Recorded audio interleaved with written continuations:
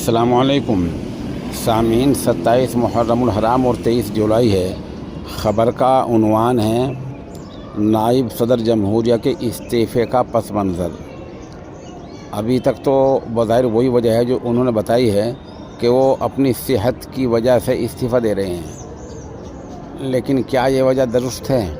हरगिज़ नहीं। वजह इसकी ये है कि इस्तीफ़े से चंद घंटे पहले तक वो बिल्कुल चाको चौबंद नज़र आ रहे थे, चौकस थे, मुस्तैद थे और अपने काम की देख रेख बहुत ही अच्छी तरह से कर रहे थे। बहरहाल सरकार के दबाव में या किसी भी वजह से उन्हें इस्तीफ़ा दे दिया है।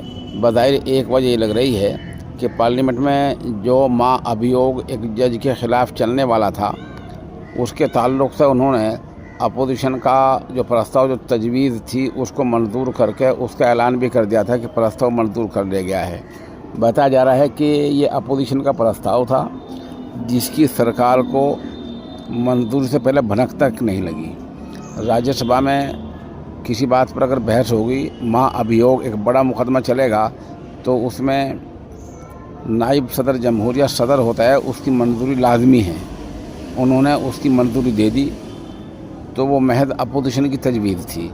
इससे सरकार को ऐसा लगा कि धनखड़ जो हैं वो अपोजिशन के नज़दीक आ गए हैं, इसलिए उनको अब नहीं रहना चाहिए। सरकार ने अल्फाज साफ नहीं कहे हैं, लेकिन उस दिन और क्या हुआ, एक मीटिंग थी शाम के वक्त में जिसमें जहां अपोजिशन लीडरों को आना था, वहां मौजूदा बीजेपी के सदर जेपी नड्डा और अक़लियती उमूर के वज़ीर के जिज्जू को भी उसमें शामिल होना था।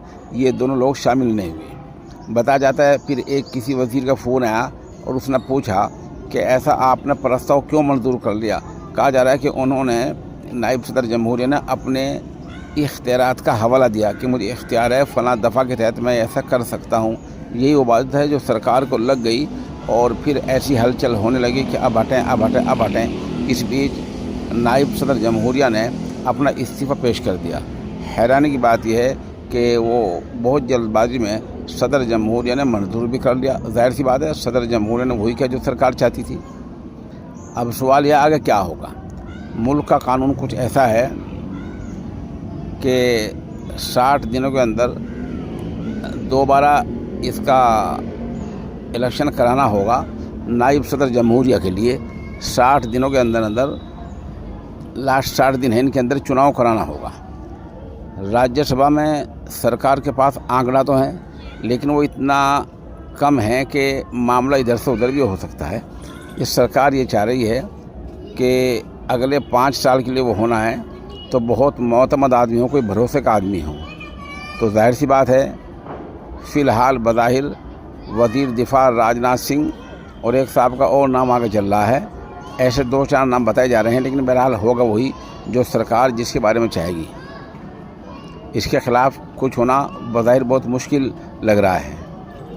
फ़िलहाल जो रवां सूरत हाल है उसमें पार्लियामेंट में और राज्यसभा ईवान बाला और ईवान ज़ेरी दोनों में 782 मेंबरान पार्लियामेंट हैं और इनमें से अक्सरियत जो भी हासिल कर लेगा वही नायब सदर जमहूरिया बन जाएगा।